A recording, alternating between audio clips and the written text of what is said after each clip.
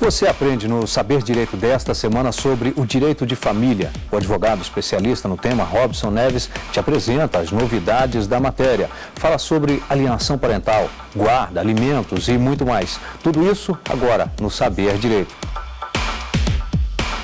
Olá, eu sou Robson Neves Filho, advogado da área de família, e hoje nós vamos falar nessa nossa terceira aula sobre a questão da paternidade e a investigação de paternidade.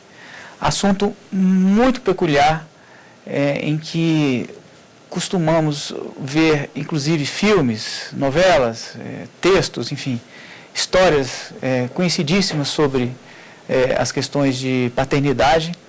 E, novamente, citando a Constituição de 1988, que trouxe o afeto como uma base mais importante para o direito de família, retirando da questão individualista do patrimônio, etc., e materialista. A investigação de paternidade hoje ganhou contornos muito interessantes. Evidentemente que é um instituto super antigo. Descobrir a paternidade não é um assunto que se possa dizer novo, de jeito nenhum. É realmente secular, mas ganhou, nos últimos tempos, esses contornos um tanto quanto importantes. Tudo por quê? Porque se descobriu que, diante do afeto como sendo o principal motim das relações de parentesco, das relações de família, principalmente das relações de família, a composição de como esse afeto é realizado na vida da pessoa nem sempre precisa ser ou é aceito apenas se for efetivamente do pai biológico, daquele que teria sido o autor da fecundação, vamos dizer assim. Lógico que as questões são super intrínsecas a essa pequena situação, assim, essa pequena dificuldade que se teve de encontrar uma saída para essas situações. E um dos maiores exemplos que eu gosto de citar, quando se refere a isso, é a conhecida adoção à brasileira. O que acontecia com a adoção à brasileira? Era muito comum no Brasil, mas há muito tempo, que pais registrassem filhos sem, na verdade, serem os pais biológicos. Situações como, por exemplo, alguém que se apaixonou por uma mulher grávida e, ainda que não seja o filho dele, ele acompanha toda aquela gravidez, enfim, se apaixona, passa a amar aquela pessoa, quer casar com aquela pessoa, casa e a criança nasce. Normalmente, o que acontecia é que essas pessoas, esses pais, iam e registravam os filhos em seu nome. Evidentemente, isso se passou a chamar de adoção à brasileira, porque ela não é a adoção adequada. Ela não deveria nem ser tida como possível a possibilidade do registro dessa natureza. Mas aconteceu e não foi pouco. Bom, e por que se conseguiu compreender que isso não era de uma ilegalidade que a lei impunha à adoção brasileira, à brasileira? Por quê?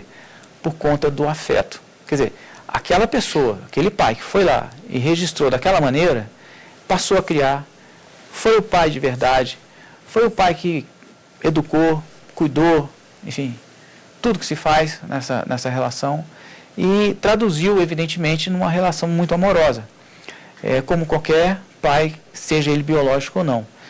Tudo, repito, porque a Constituição nos permitiu, a partir de agora, a Constituição, que já vão lá, já se vão lá 25 anos, né,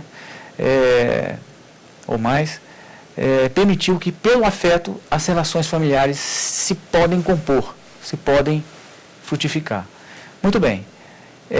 Normalmente, o que a gente vai discutir numa investigação de paternidade, que é a ação própria para se buscar definir quem é o pai daquela criança, isso gerava, isso é muito conhecido, não quero muito adentrar nessa situação, mas isso gerava processos de uma enormidade de situações peculiaríssimas.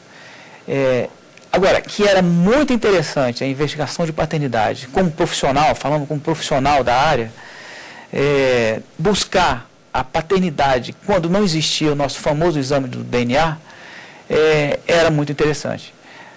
Por quê? Porque era um período em que, sem o DNA, era preciso encontrar, e isso é muito bacana porque é um exemplo de como a ciência do direito e do processo, do direito processual é rica, não é? Em que as partes, né, interessadas tinham que procurar, ou de um lado ou de outro, elementos outros da vida social daquela pessoa, da postura daquela pessoa, da situação que se deu à relação amorosa, toda um arcabouço de provas enormes, difíceis de serem feitas, mas que a ciência e a capacidade do advogado, principalmente do advogado, em buscar a prova certa e trazer a prova certa, em observar adequadamente as circunstâncias em que demonstrariam aquela paternidade. O momento da concepção é fácil de fazer, mesmo naquela época era fácil de se encontrar, e o que acontecia naquele momento.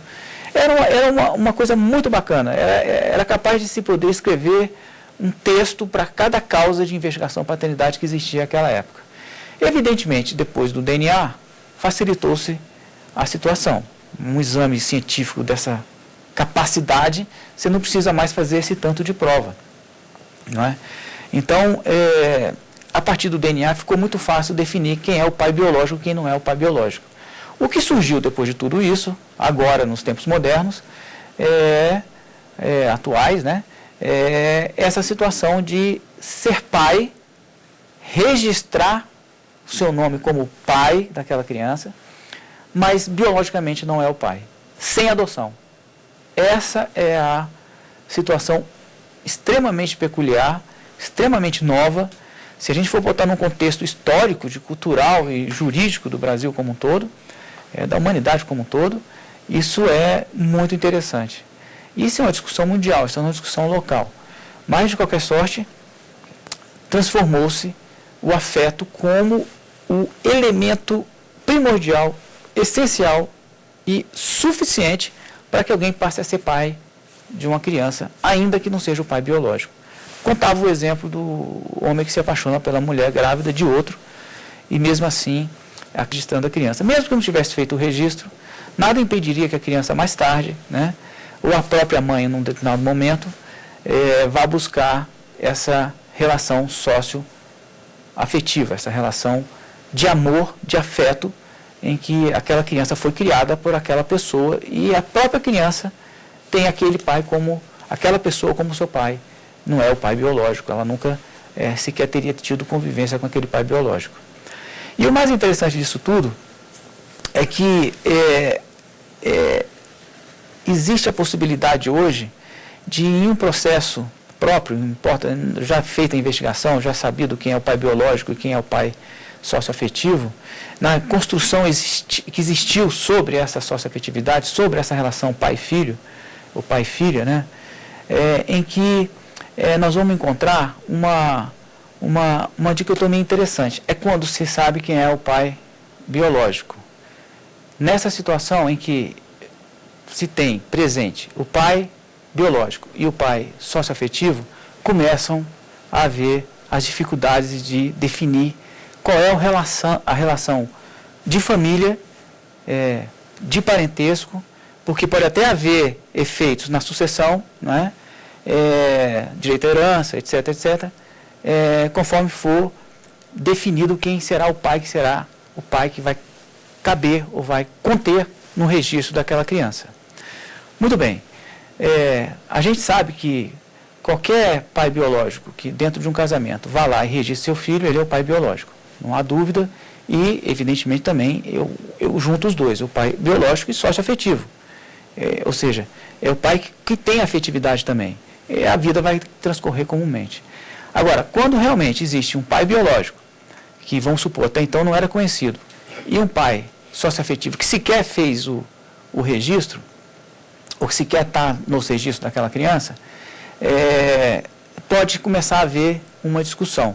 Esse pai biológico, muitas vezes, até nem foi tão ausente, né? Porque a gente tem a questão comum de um pai biológico ser totalmente ausente e a pessoa criada, como eu falei no começo, é totalmente criado pelo pai socioafetivo. Pronto. Agora, muitas vezes acontece de o pai biológico ter uma certa presença na vida da criança, mas existe um pai socioafetivo. Aí começam a haver todas as atuais discussões a respeito de quem poderá ser o pai, eu vou dizer assim uma palavra que eu não gosto muito, mas o pai registral, o pai que vai conter um registro. Teria que ser só o pai biológico, pode ser também o pai afetivo ou só o pai socioafetivo. Então, essa discussão tomou uma grandeza enorme. E eu acho importante trazer para essa situação um exemplo que é comum a todos nós, que é a homoafetividade. Eu acho que, eu não sei dizer exatamente se lá na homoafetividade ou na socioafetividade do pai se iniciou toda essa discussão, mas o fato é que não se reconhece hoje, no Brasil, constitucionalmente protegido, uma relação como família de pessoas do mesmo sexo, se reconhece. Se reconhece hoje no Brasil, e não só no Brasil, mas também em vários lugares do mundo, relações de pessoas até com várias pessoas do mesmo sexo, de sexos diferentes ou do mesmo sexo, isso se institui uma família, que a gente chama de poliamor. Mas, enfim, o fato é que todas essas situações estão ligadas a afeto. Quer dizer, se existe o afeto, aquilo pode se transformar em família. Se realmente existe o afeto, se existem as condições próprias para aquilo se definir como família, o afeto tem que estar por baixo disso tudo. Essa é a grande modificação. Bom, trazendo essas duas situações, do pai biológico, da socioafetividade, e quando surgiu a possibilidade dessa situação homoafetiva transformar em família uma relação homoafetiva, o que é super aceito no Brasil, não é mais uma discussão, já é aceito, trouxe-se para a nossa sociedade uma discussão muito grande. Não é? Pode-se realmente definir e concluir por laços familiares e de parentesco uma socioafetividade, uma mera afetividade que eu digo, aquele exemplo que eu estava dando. Ele não é o pai biológico, ele criou, ele educou, desde pequenininho, ou então desde tal idade, não precisa ser recém-nascido, mas enfim, um longo período. E se sente, ambos se têm como referência ser o pai daquela criança. Pronto. Isso nos parece ser bastante o suficiente para se definir uma relação como essa. Mas aí a discussão toda começou para definir se é possível ou se não é possível esse pai socioafetivo ser incluso no registro. Muito bem. Existem exemplos enormes, né? Mas tem um que eu gosto de contar, mas eu não posso falar, evidentemente, o nome das partes envolvidas. Mas a história é a seguinte, isso está num livro, que inclusive um livro de uma psicóloga, mas eu vou tentar contar a história para vocês, porque ela é um pouquinho complicada, mas é interessante. Um determinado, vamos dizer assim, caseiro de uma fazenda tinha 6 filhos. Ele cuidava da fazenda como a parte da agricultura, vamos dizer assim, da pecuária, cuidava disso, cuidava daquilo, da terra, etc. E no seu dia a dia, ele era quem? Cuidava das crianças irem para a escola, do almoço das crianças, da volta da escola, etc. Por quê? Porque a mãe era a cozinheira da casa, da sede da fazenda, da família da fazenda. Então, ela tinha que passar o dia praticamente, saía cedo e voltava tarde, praticamente não voltava em casa. Fazenda grande, em que havia uma distância razoável que impedia que ela tivesse essa maleabilidade dados os horários da família lá. Muito bem.